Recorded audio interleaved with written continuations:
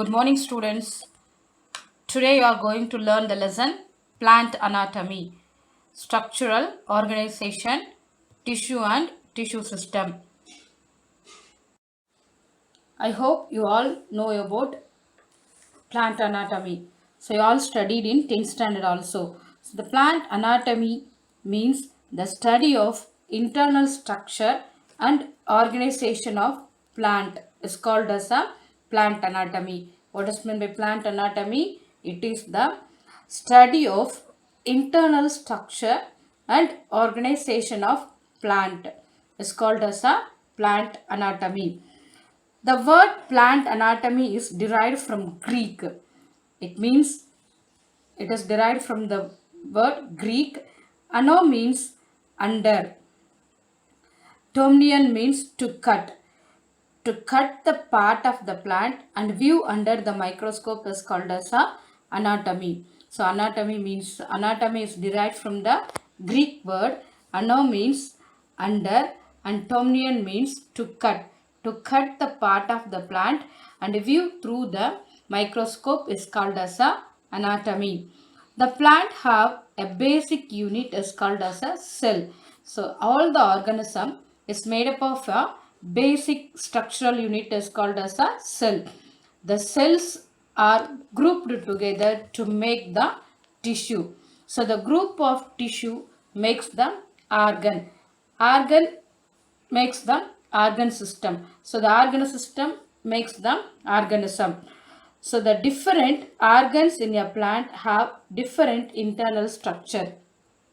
So it is the study by means of dissection and examine through the microscope is called as a anatomy. The plant anatomy is defined as the study of internal structure and organization of plant. So it is derived from the Greek word ana means under, tomnion means to cut. The cut the plant part and examine through the microscope is called as a plant anatomy.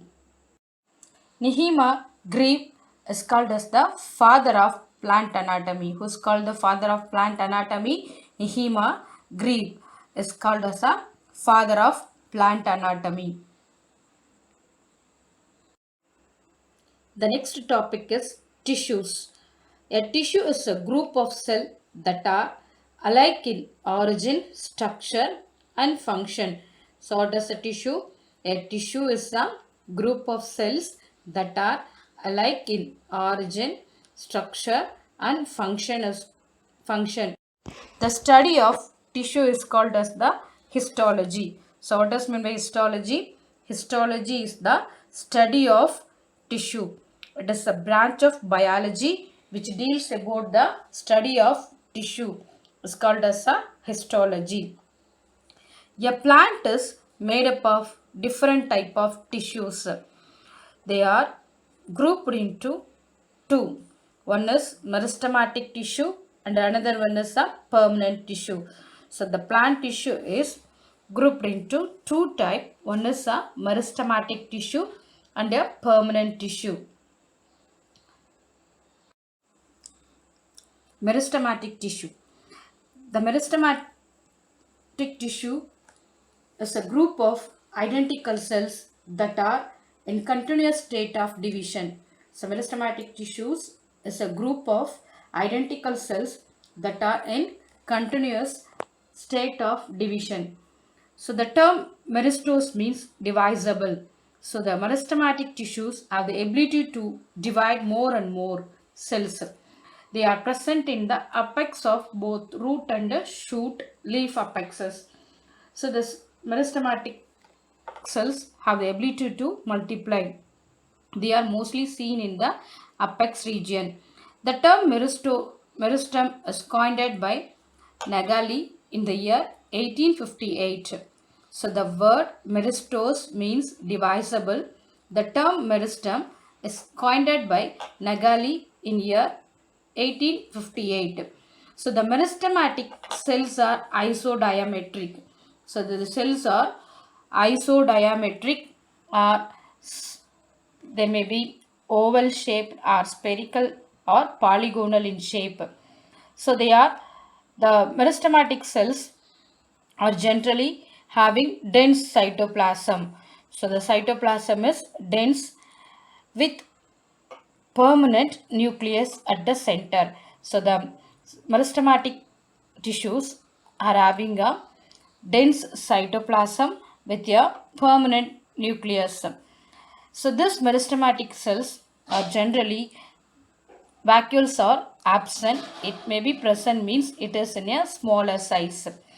The cell wall are thin and elastic. So the cell wall of the meristematic tissues are thin in nature and they are elastic, extensible. And essentially the cell wall is made up of cellulose. So the cell wall of the meristematic tissues are made up of a cellulose. These are mostly actively dividing cells. So the meristematic cells are naturally present in the shoot and root apexes.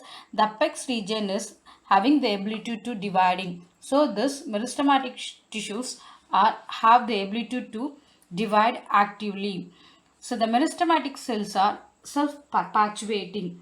The term self-perpetuating means the capability of a cells to cause itself continue to exist in is called as a self-perpetuating. So it reproduce its own cells. So it means the self-perpetuating.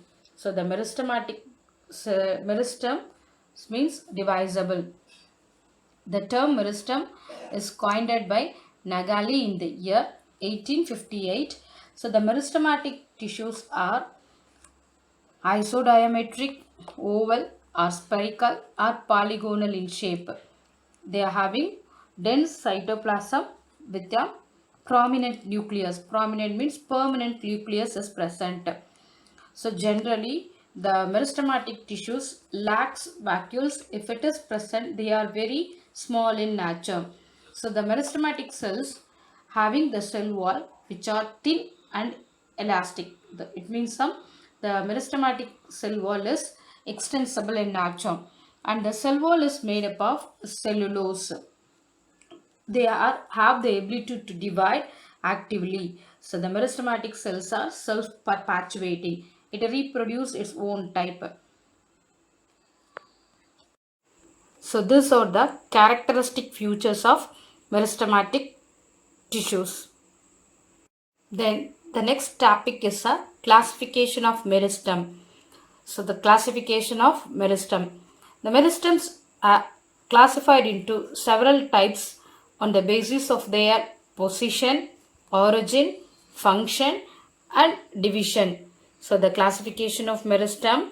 The meristem are classified into several types on the basis of position of the meristem, origin of the meristem and function of the meristematic cells and their dividing ability. So on the basis of their position, the meristematic tissues are classified into three types. One is apical meristem, intercalary meristem and lateral meristem. So on the basis of their position of the meristem, the meristematic tissues are classified into three types. One is apical meristem, intercalary meristem and lateral meristem. The first type is apical meristem.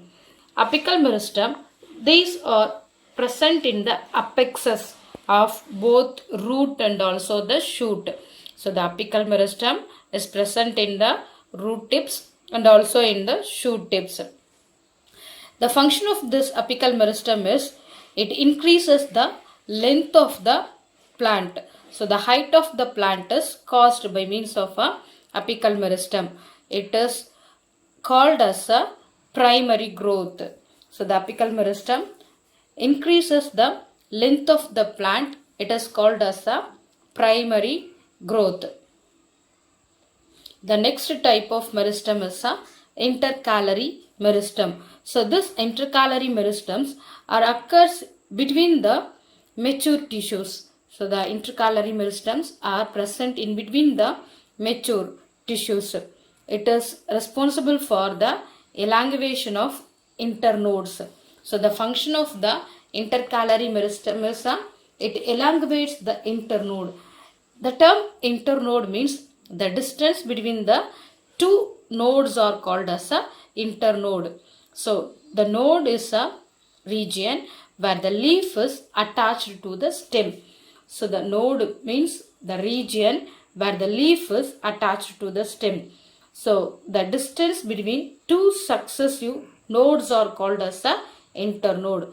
The function of the intercalary meristem is it elongates the internodal growth of the plant.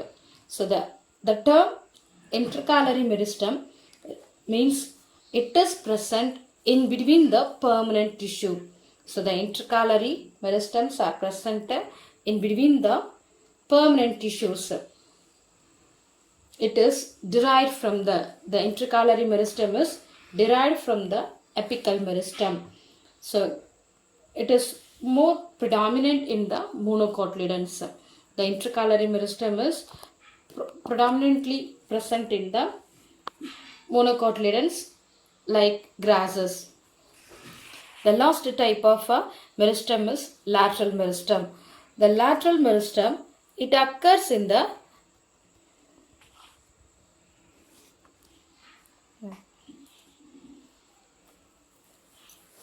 lateral meristem.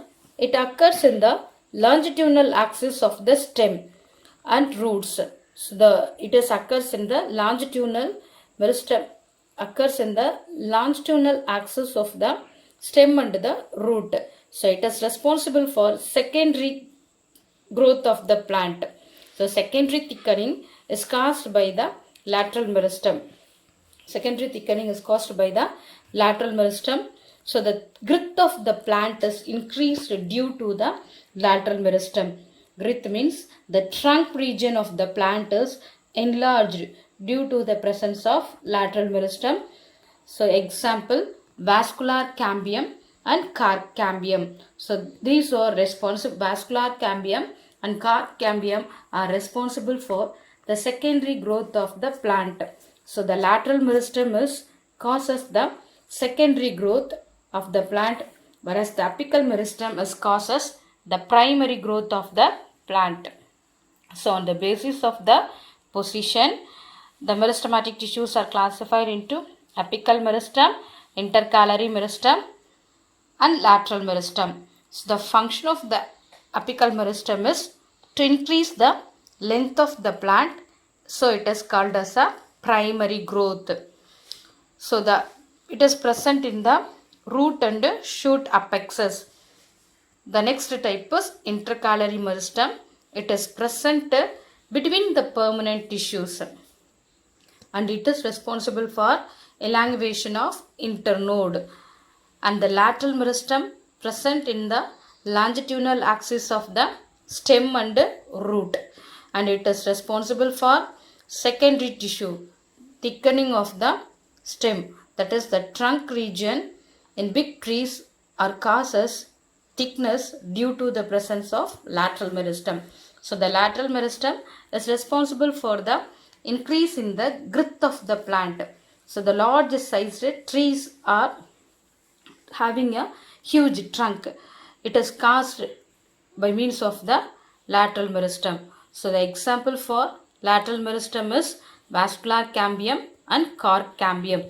So the lateral meristem causes the secondary growth of the plant. Question paper pattern for biology. Biology carries both biobotany and biozoology. So total marks for biology is 70 for theory. Both biobotany 35 mark and biozoology 35 marks. Biobotany section 1 carries 1 mark question. 1 marks you have only 8 question. Section 2 carries a 2 marks question. 2 marks in question paper, 6 questions are there. Out of 6 you have to write only 4. 4 into 2, 8 marks. Section 3, 3 marks question. In 3 marks, 5 questions are there. You have to answer only 3 questions. 3 into 3, 9 marks. The last section is 5 marks. 5 marks, you have to answer only 2 questions. 2 into 5, 10 marks. 5 marks, that is either or type question.